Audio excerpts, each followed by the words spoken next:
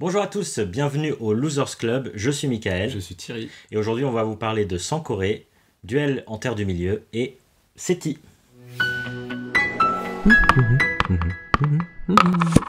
Alors c'était une introduction express parce qu'on a beaucoup de choses à dire sur tous ces jeux. Ouais. Sankoré de Lopiano et un autre mec qui est dans l'actualité puisqu'il vient d'être nommé à l'As d'Or, expert Sankoré. Donc le principe c'est qu'on va influer dans la ville de Sankoré. Non, je sais pas. On fait des cours.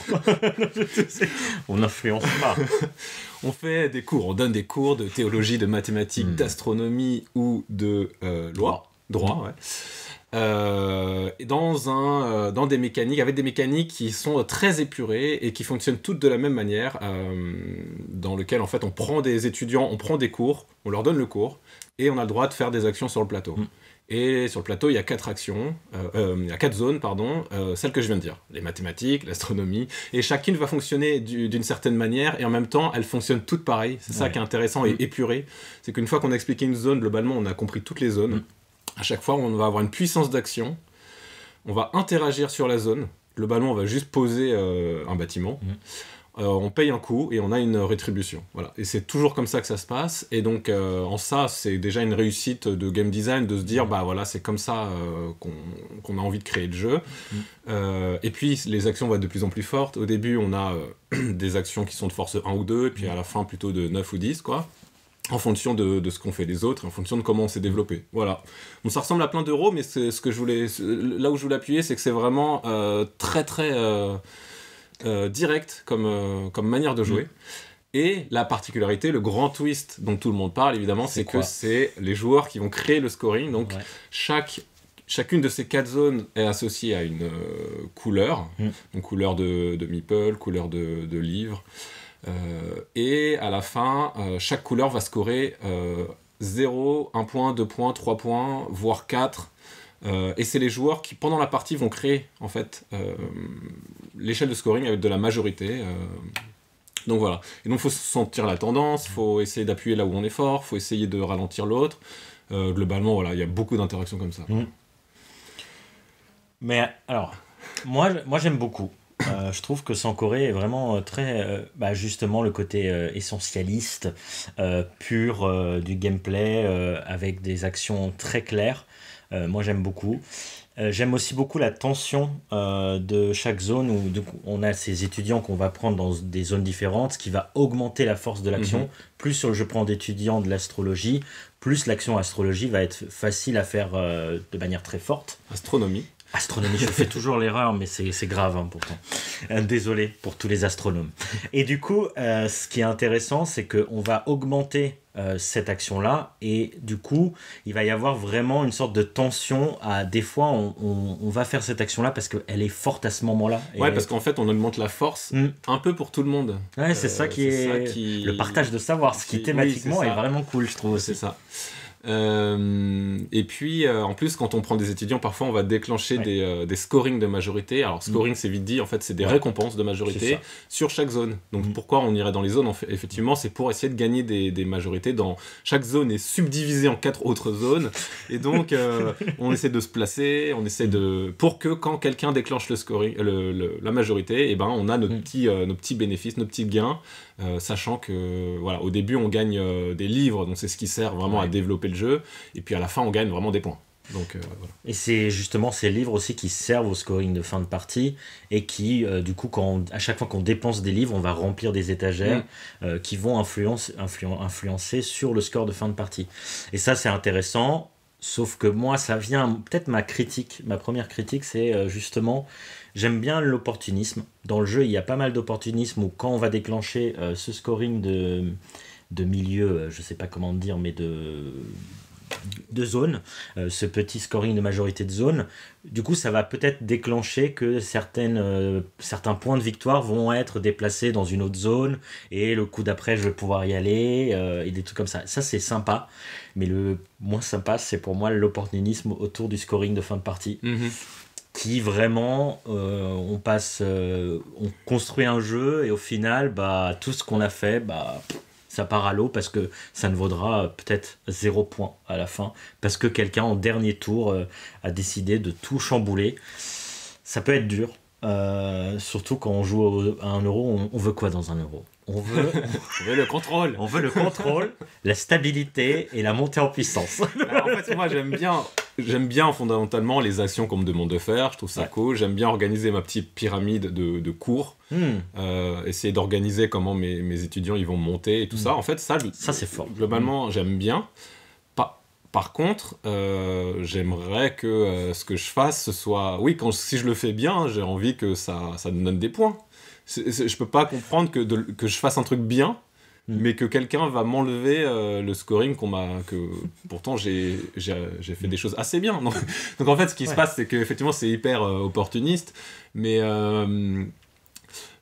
après, c'est un jeu qui gagne à être rejoué pour être un peu contrôlé, pour mieux sentir comment ça se passe. On a beaucoup dit que le jeu il se termine beaucoup trop vite, donc c'est pareil en fait. Moi j'ai une frustration, mais une mauvaise frustration, c'est-à-dire que je trouve que ça finit vraiment trop vite. En fait, j'ai pas eu le temps de faire ce que j'aime bien faire dans 1 euro. J'ai pas eu le temps de finir en fait. J'en étais qu'au milieu quoi. Enfin, il me manquait une manche. Enfin, il y a pas de manche, mais il me manquait quelques tours quoi. Mais ça dépend aussi des joueurs. Des joueurs. C'est très dépendant des joueurs. C'est ça. Il y a des parties où on va déclencher très vite la fin de partie et des fois non. Mais globalement, plus on est bon, enfin plus on a envie. En fait, c'est ça aussi le problème, c'est que dans un Eurogame, on a envie de faire des actions très fortes. On a envie de craquer le jeu, c'est-à-dire que on a envie de faire l'action qui va être très forte alors qu'on s'y attend pas. Le gut turn. Ou même c'est que mon 3e tour et pourtant j'ai déjà réussi à faire ça. Et moi c'est ce que j'aime faire. Et là si tu le fais trop vite, le jeu finit trop vite.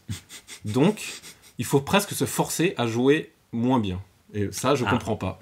Il faut que chacun joue tranquillement, posément, et comme ça, le jeu va avancer tranquillement, et on pourra faire 80 points, nanana. Et en même temps, vous allez me dire, c'est peut-être ce qui se passe dans Great Western Trail, ou quoi. Mais là, je trouve que c'est un film vraiment différent, parce que je trouve qu'il n'y a pas d'accomplissement final, je trouve qu'il manque un truc à la fin, de dire, j'ai fini un truc, là. Je trouve que ça arrive trop tôt, quoi. Ouais, je sais pas, moi je trouve que justement pour moi tu dois sentir le flux du jeu, et des fois moi je sais que dans mes dernières actions, alors que j'ai eu un démarrage de partie très difficile, justement avec la tension de ces étudiants, parce qu'au bout d'un moment si on peut pas prendre le bon étudiant, on va avoir des actions beaucoup moins fortes, et du coup on va avoir plus de mal à faire l'action. On peut toujours la faire mais c'est moins fun, moins intéressant. Et ce que moi j'aime bien justement, c'est que tu peux sentir le flux du jeu et tu dois t'adapter. Il y a un côté adaptation. Là je vois que c'est bientôt la fin de partie, il faut que je trouve un moyen de gagner les bons points aux bons endroits, et du coup effectivement je vais peut-être diplômer mes étudiants plus vite, essayer de les faire diplômer, je sais pas, il y a un côté, je sais pas, comme une sorte de jeu de marché, ça évolue vite, et il faut vraiment, d'où le côté opportuniste, il faut vraiment vendre au bon moment, ou il y a presque un côté comme ça, en tout cas je le ressens un peu comme ça, et moi j'aime bien. Après, c'est vrai que je peux comprendre que ça, quelqu'un qui joue bien, et j'ai eu l'impression, dans la partie, moi j'ai joué beaucoup moins bien, et je finis avec 1 point d'écart avec toi. Je peux comprendre que ça fasse mal, parce que effectivement, j'ai joué sur le scoring de fin de partie. Bon, je pense pas que c'était ça qui a vraiment changé la donne, mais mes dernières actions m'ont fait gagner des points là où il fallait gagner des points. Donc, c'est vrai que je peux comprendre cette frustration, même quand ça m'arrange. Ouais, après, moi je sais que j'aime pas trop les jeux qui se déclenchent par... la fin de partie va se déclencher par les joueurs. Je trouve ça, c'est déjà un truc qui me déstabilise. Et pourtant, il y a beaucoup d'excellents jeux qui font ça. Donc je sais l'apprécier quand je trouve que c'est bien fait. Mais là, je trouve qu'il y a un truc qui marche pas vraiment. La première partie, je sais pas si tu te rappelles, mais à chaque fois on croyait que quelqu'un allait finir et en fait personne finissait. Et du coup, c'était laborieux au possible parce que t'es là, moi j'avais rien prévu de faire, donc du coup je vais faire un truc nul. Et en même temps, tu pourrais dire, c'est bien joué à celui qui a retardé. Mais en même temps, si tu joues à 3 ou plus, tu sais pas si c'est bien joué. En fait, concrètement, tu sais jamais si c'est bien joué, parce que si tu déclenches la fin de partie avec tes premiers joueurs, les autres derrière, ils peuvent changer le scoring. Si tu déclenches si tu retardes, derrière, peut-être que quelqu'un il a quelque chose de mieux à faire ou pas. Je trouve que c'est trop compliqué. Alors, je pense que ça se joue très bien à 2, peut-être plus pour jouer sur un peu le tir à la corde du scoring et comprendre un peu ce qui se passe un peu mieux. Je pense que même une découverte peut être très très bien à 2. Et à 4, j'ai très peur d'y jouer. On n'a pas joué à 4, mais... Ouais, ça fait un Mais peu en même peur. temps, j'ai envie de dire, si de base, intrinsèquement, vous aimez le chaos qu'il y a dans le jeu, je vois pas pourquoi ça vous dérangerait à 4. Ouais. C'est presque ça, j'ai envie de dire. Ce sera un peu long, et encore, en vrai, Non, c'est je assez pense pas. rapide. Ouais. Mais Surtout oui, que ça se déclenche très vite. c'est ça. C'est ça. En fait, si plus vous voulez du contrôle, plus il faut baisser le nombre de joueurs. Ouais. Mais le jeu a l'air de plaire à ceux qui aiment bien ce truc opportuniste, donc pourquoi pas à 4 finalement. Bon, voilà. Enfin, moi, j'ai pas aimé, mais je... mais je reconnais qu'il y a une proposition. Ah si, je voulais dire un truc, il y a les cartes. Et ça, effectivement, on avait l'impression au début que ça aide, et en fait, on a vraiment l'impression que c'est de trop. Ça donne même pas de direction, ce qui est un peu dommage. Et t'as pas le temps d'utiliser les pouvoirs. Non. Vraiment, comme on a dit, ça va trop vite. Tu débloques la carte, tu utilises une fois le Ouais. pouvoir, ou deux. Après, ça donne des jetons pour gagner pour des C'est points de le seul truc victoire. intéressant, ouais. C'est le truc intéressant et c'est globalement pour ça qu'on les joue. Ouais. Moi, je me suis dit, en fait, ils devraient juste donner des cartes avec des points possibles. Même pas d'action de pouvoir, juste des jetons à gagner en faisant différentes missions. Ouais, c'est ça. Ou Sans- même des jetons directs, parce que Ouais, ou quitte des à jetons faire un des truc un directs, peu chaotique, autant faire un peu des jeux comme les jeux un peu plus familiaux et tout ça, où tu donnes des trucs face cachée et chacun a des parts asymétriques. Ouais, c'est à ce vrai. niveau-là, moi je veux bien C'est faire ça. vrai. Parce que... ah, j'avais un bleu. Du coup, je gagne la patte. Bon, voilà. Bah après, la proposition est intéressante. Je suis plutôt du côté positif. Moi, j'ai beaucoup aimé. J'ai aimé toutes mes parties. Voilà. Donc, on passe à Duel en Terre du Milieu. Une refonte de Seven Wonders Duel par Antoine Boza et Bruno Catala. Toujours les mêmes. Toujours les mêmes. Cette fois, on quitte les civilisations, on quitte tous ces jeux-là pour le duel de deux civilisations qui seront contre la communauté de l'anneau. Je ne sais pas ce qu'il y a avec le Seigneur des Anneaux en ce moment, mais on en a partout, en jeu de pli. Ah bah, ça vend, hein. Ça vend, c'est super. Et du coup, on a une refonte de ce jeu-là culte. Meilleure vente, l'autre Seven Wonders Duel a été voilà, hyper bon. On en a joué beaucoup à Seven Wonders Duel, toi encore beaucoup plus. Voilà. Et donc le jeu, qu'est-ce que c'est ? C'est un jeu où on va avoir 3 âges, on va prendre des cartes, ce qui va nous permettre de faire différents types d'actions.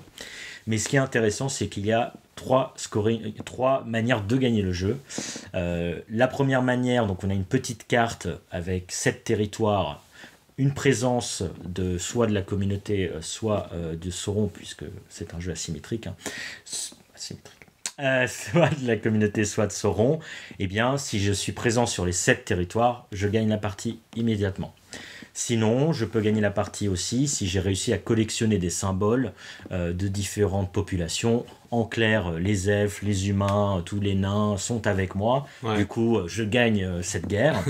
Et la troisième manière de gagner, c'est pour la communauté d'arriver à la montagne du destin pour brûler l'anneau et pour Sauron d'attraper les hobbits avant qu'ils arrivent à la montagne. C'est tellement thématique. En fait, c'est juste 2 jauges qui sont exactement les mêmes. Oui. Alors, voilà. Et la dernière manière, c'est si on n'arrive pas à ces fins de partie, eh bien, c'est celui qui est le plus présent dans les territoires qui gagne. Globalement, c'est le nœud de la guerre de ce jeu. Le nerf de la guerre de ce jeu, c'est vraiment ces différentes conditions de victoire qui vont du coup nous attirer et on va faire de manière à essayer de faire un peu et si on voit que l'autre commence à faire la même, on change un tout petit peu. Donc il y a ce côté-là un peu... voilà. Après, bon... Est-ce que c'est différent de Seven Wonders Duel ? C'est plus simple. Beaucoup plus simple. C'est une qualité pour moi et un défaut. La qualité, c'est que c'est moins chiant pour l'argent, pour les ressources. Les différentes ressources, c'était un peu fastidieux dans Seven Wonders Duel. En tout cas, pour moi, je trouvais que c'était un peu fastidieux. T'as des briques, t'as pas des briques. Les briques, bon, c'est pas... Là, tout est avec de l'argent. T'as les symboles quand même qui font les symboles. Une sorte de monnaie d'échange. C'est vrai, mais les symboles c'est un peu plus clair. D'acquis quoi, c'est plus des acquis. C'est des skills, c'est des compétences, c'est vrai. C'est vrai qu'il y a ça. Mais sinon on peut payer tous les symboles avec de l'argent. Ce qui évite les échanges. Et donc ça c'est plutôt pas mal. Mais du coup pour moi c'est là où c'est un petit problème, c'est que ça simplifie tellement que moi en fait j'ai un goût de... Je n'ai plus envie d'y revenir. J'ai fait 3-4 parties et j'ai l'impression que ça m'a suffi. Je suis un peu... Alors moi, ma première partie, ce que je me suis dit, c'est waouh, ok, super tension. Vraiment, j'ai senti qu'il y avait une tension. Le gros avantage aussi par rapport à la version d'avant, c'est vraiment de mettre 3 conditions de victoire immédiate. Et on est quasi sûr de ne pas aller au bout, même si ça peut arriver. Mais voilà, et donc, ok, waouh, super tension, très intéressant. Après, ce que tu disais, oui, c'est plus simple. Je trouve que c'est pas... Disons que si on m'avait dit Seven Wonders Duel en plus simple, j'aurais eu très très peur. Enfin, j'ai eu très très peur. Et en fait, c'est pas si simple, donc ouf. Il y a quand même 6 symboles de compétences différents. Il y a quand même des mécaniques un peu de... La première fois, je pose une tour. La deuxième fois, ça me coûte un de plus. Bon, il y a quand même l'argent ne coule pas à flot. Il y a quand même de la tension d'argent et tout ça. Donc, heureusement. Mais je te rejoins quand même dans le sens où il me manque une dimension. Il me manque une petite dimension de tension, de gestion, effectivement. Parce que parfois, quand même... Tu te retrouves avec beaucoup d'argent juste comme ça. Mais c'était déjà un peu le cas du jeu d'avant, maintenant que j'y pense. Mais... Non, mais je sais pas. En fait, oui, il y a un truc qui est quand même plus simpliste.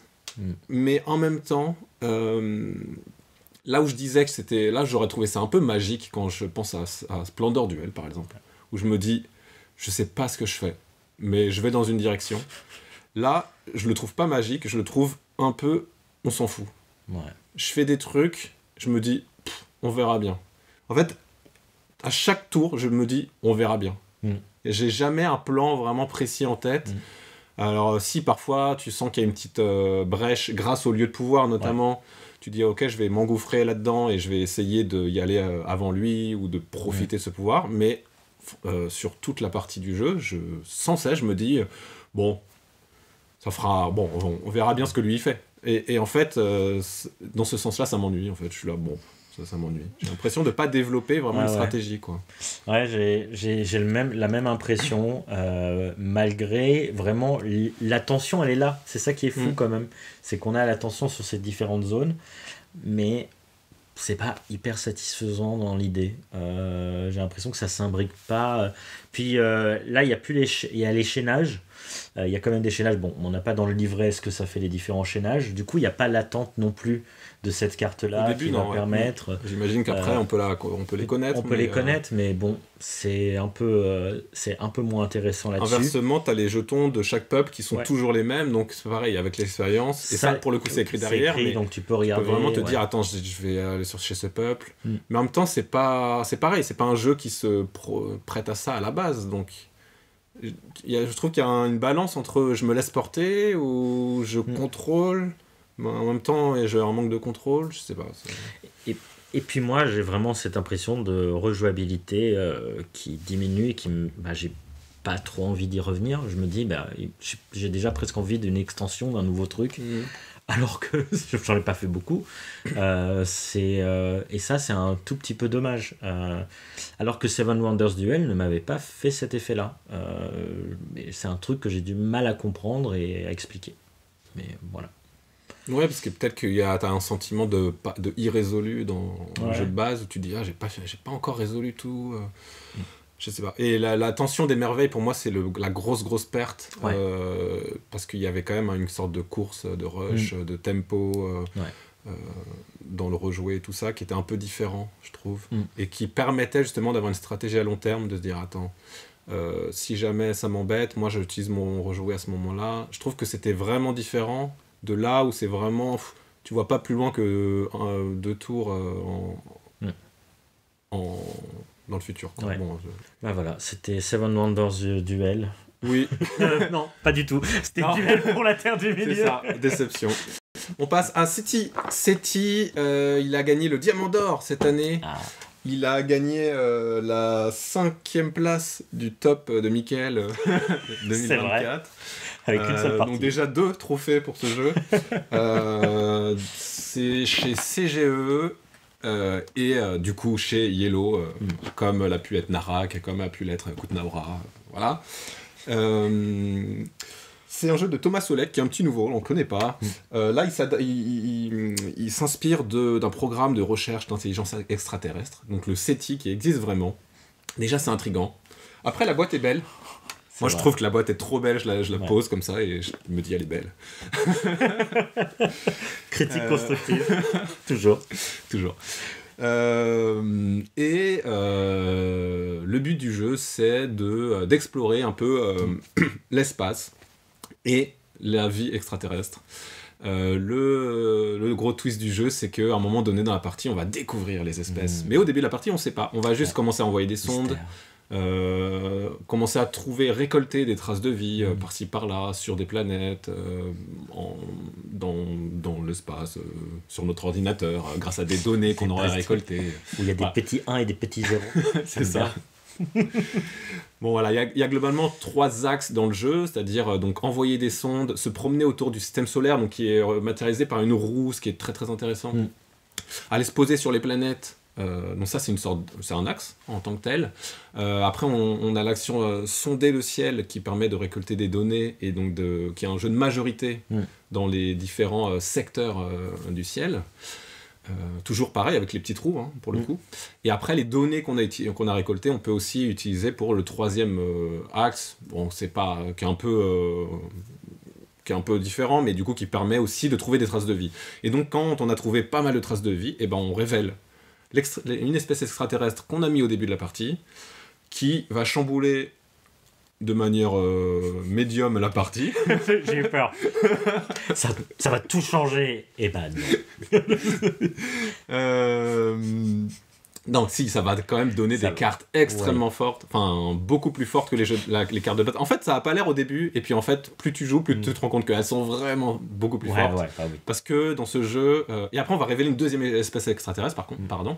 Et donc sur les 5, on en verra 2 à chaque partie, et ça va influer un petit peu sur des nouvelles mécaniques de jeu qui sont toutes très intéressantes. On peut en reparler peut-être un peu plus tard.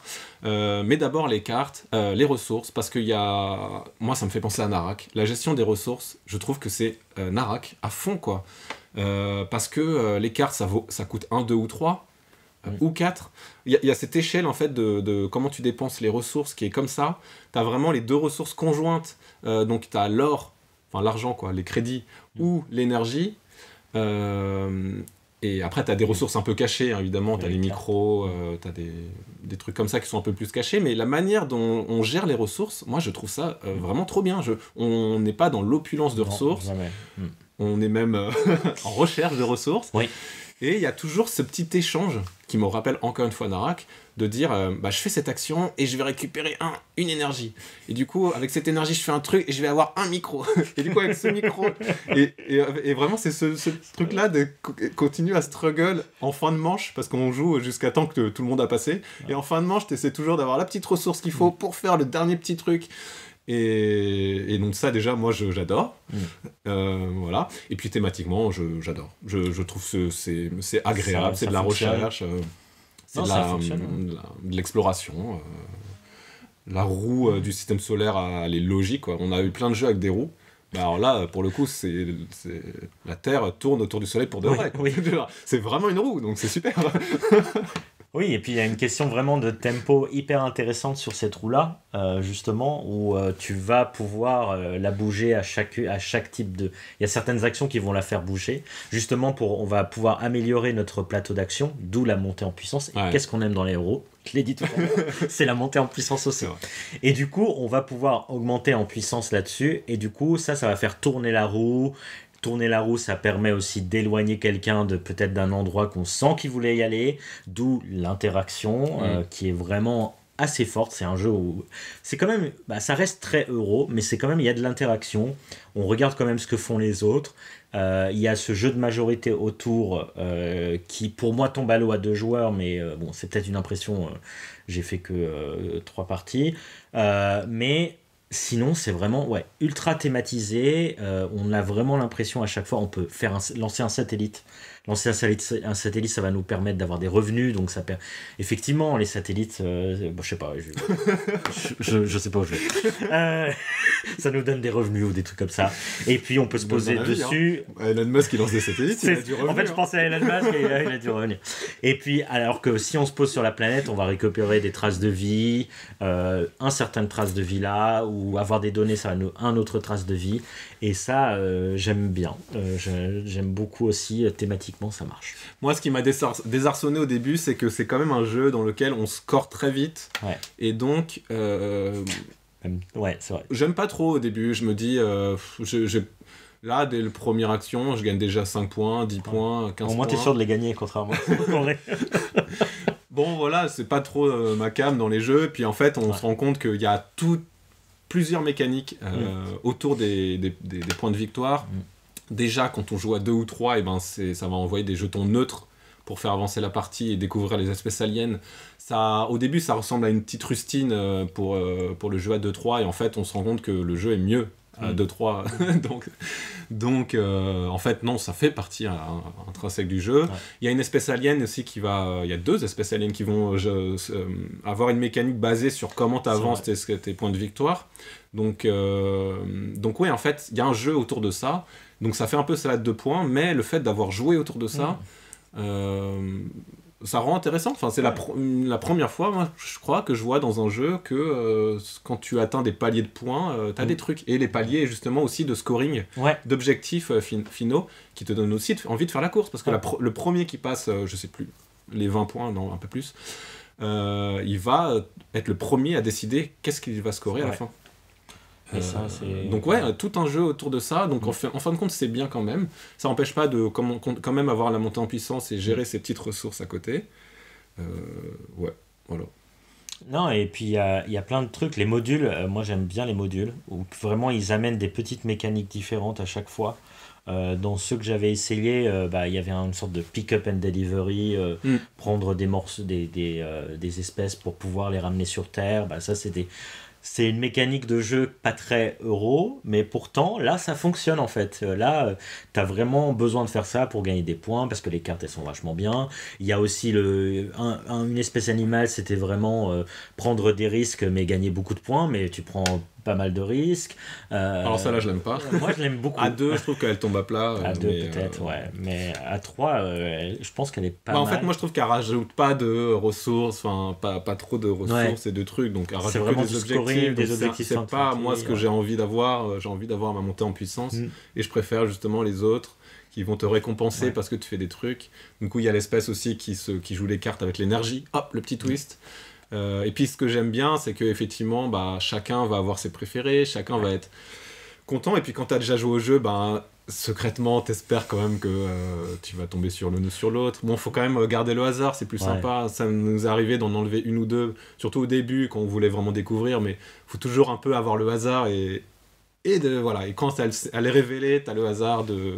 Ah, ok. Ah, c'est celle-là alors. Ah, bon, dommage.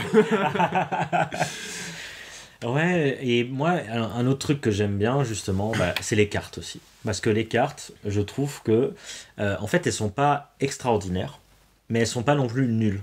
T'as toujours elles sont juste bien. Elles sont juste globalement toutes les actions de base en mieux. En mieux. Et pour autant, il n'y en a pas une diversité folle, mais tu trouves des fois une petite carte assez sympathique ou des trucs comme ça. Et en fait, pour un jeu, vraiment, moi, je pense que c'est centré quand même sur les cartes. Et j'aime bien en fait, j'aime bien ce jeu de cartes que l'on a dans SETI. Et puis c'est pas un Wingspan, je dis n'importe quoi, mais Wingspan, j'aime pas les cartes, je trouve que elles sont ennuyeuses et il se passe rien. Et là dans SETI, en fait non, il se passe un truc avec les cartes, et même quand tu vas pas, et c'est ça même le truc difficile, des fois tu te dis je veux le revenu, mais le pouvoir de la carte il est bien quand même, j'espère que je vais pouvoir l'utiliser, j'ai pas assez d'argent mais je veux l'utiliser, et du coup tu la gardes alors qu'en vrai il fallait l'enlever pour gagner, parce que du coup on peut échanger les cartes contre des ressources et ou juste les jouer pour récolter un petit bonus. Mais des fois, t'as pas envie. T'as toujours envie de garder tes cartes. Et ça me montre que pour moi, que les cartes, elles sont bonnes, quoi. Ouais, Voilà. moi c'est vraiment un jeu de cartes. Enfin, c'est pas Oui, que, oui. mais c'est vraiment un jeu de cartes. Comme on disait, c'est quasiment toutes les actions de base en mieux sur les cartes. C'est toujours des twists de ressources. L'action de base, elle coûte tant. Et ben, si tu joues cette carte, elle coûte un coût différent. Donc, à chaque fois, tu es censé être en train de réévaluer un peu comment tu vas pouvoir arriver à tes fins. Et du coup, les parties se ressemblent pas aussi. Ouais. Et en même temps, tu retombes vite sur les mêmes cartes ou les mêmes types de cartes. Et ça, moi, je trouve ça agréable. Ouais, Comme je c'est disais au vrai. début, ça coûte 1, 2 ou 3 globalement. Et c'est déjà une échelle. Tu comprends que les cartes à 3, elles sont quand même vachement fortes parce qu'elles sont chères. Enfin, moi, c'est un truc aussi qui me plaît dans ce genre de jeu. Et ouais, comme tu disais, l'utilisation des cartes multiples au début, moi, c'est l'enfer pour moi. Je veux dire, mais cette carte, elle Ouais, peut voilà. aller en revenu, ou alors je peux la jeter pour avoir son petit bonus, ou alors je peux la jouer pour ce qu'elle est, ou alors je peux la jeter parce que j'ai fait un scan dans le ciel et j'ai besoin de sa petite couleur qui est en haut à droite. Voilà, Ouais. c'est vraiment la carte, il y a le milieu, en haut à gauche, en haut à droite, en bas à gauche, en bas à droite. Débrouille-toi avec ça. Terrible. Mais après, quand on s'y habitue, ça marche très bien. Ouais, voilà, je sais plus trop quoi rajouter. Moi, si j'ai. Peut-être c'était une erreur de le mettre en 5e de mon top. Parce que je pense que si j'avais refait des parties, je l'aurais mis beaucoup plus haut. Voilà. Moi, c'est un jeu que je préfère quand même jouer à 3. Voilà. Non, mais je suis d'accord. Je Ouais. pense qu'à 3, c'est beaucoup mieux. À 4, le ciel il tourne beaucoup trop vite. Je pense que ça n'a pas de sens. Déjà, à 3, il Ouais, tourne c'est- vite, mais au moins c'est intéressant. C'est-à-dire que tu sais qu'il peut tourner vite et t'es là. Et en fait, ce qui est marrant, c'est que j'ai entendu beaucoup de gens dire ah, des fois, tu voulais faire un truc, mais trop tard, le ciel a tourné. Mais parfois, c'est l'inverse. Parfois, j'ai besoin que le ciel tourne et je suis là. Alors attends, il faut que je fasse une petite action pour temporiser. Ouais. Alors vas-y, tu veux pas faire tourner le ciel là parce que ça me rapprocherait. Voilà, Mais je trouve que tous les problèmes se prennent dans les deux sens. à Ouais, chaque mais fois. je trouve que ça va au final. Moi, j'ai jamais eu. En tout cas, moi, j'ai jamais eu l'impression que le ciel allait trop Bah, tu joues vite. pas les sondes. Pas faux. Maintenant que c'est dit, voilà. Je retire ce que j'ai dit. Voilà. Et moi, j'adore cette irruption d'une sorte de science-fiction. Ouais. Genre d'avoir un programme qui existe, avoir que des cartes qui Des trucs existent, très- des trucs thématiques, des trucs scientifiques. Les gens qui D'accord. connaissent, ils reconnaissent les cartes et tout Ouais. ça. Et de dire à un moment donné, bah ça y est, on a trouvé l'extraterrestre, et là c'est n'importe quoi. Là c'est un astéroïde géant, c'est C'est de la j'avais pas menace. pensé à ça. J'adore cette manière d'appréhender la science-fiction qui. Voilà, je trouve ça vraiment fun. Ouais. Ce qui est mieux que. Moi, j'avoue que je suis pas très fan de la science-fiction pure avec les extraterrestres directement. Mais là, en fait, ça me gêne pas parce qu'effectivement, en fait, on cherche des traces de vie, on les trouve. Donc, écoute, c'est d'une logique folle. Moi, j'accepte. Voilà. Ouais, donc non, c'est très récompensé. Un gros hit, il aurait dû être à l'As d'or. On pousse un Ouais. coup de gueule. On passe un coup de gueule. Et il est où, Bombbuster? Non, c'est pas ça. C'est vrai. Il est où Inori? Toujours pas dans nos vidéos, en tout cas. Bah voilà, c'était tout pour, je pense, pour Ouais. ces 3 jeux. On revient avec d'autres idées, d'autres vidéos, ou bien toujours les mêmes vidéos. On ne sait On pas. sait pas. C'est le hasard qui décide. Allez, on lance un dé. Allez, Ciao, ciao. salut.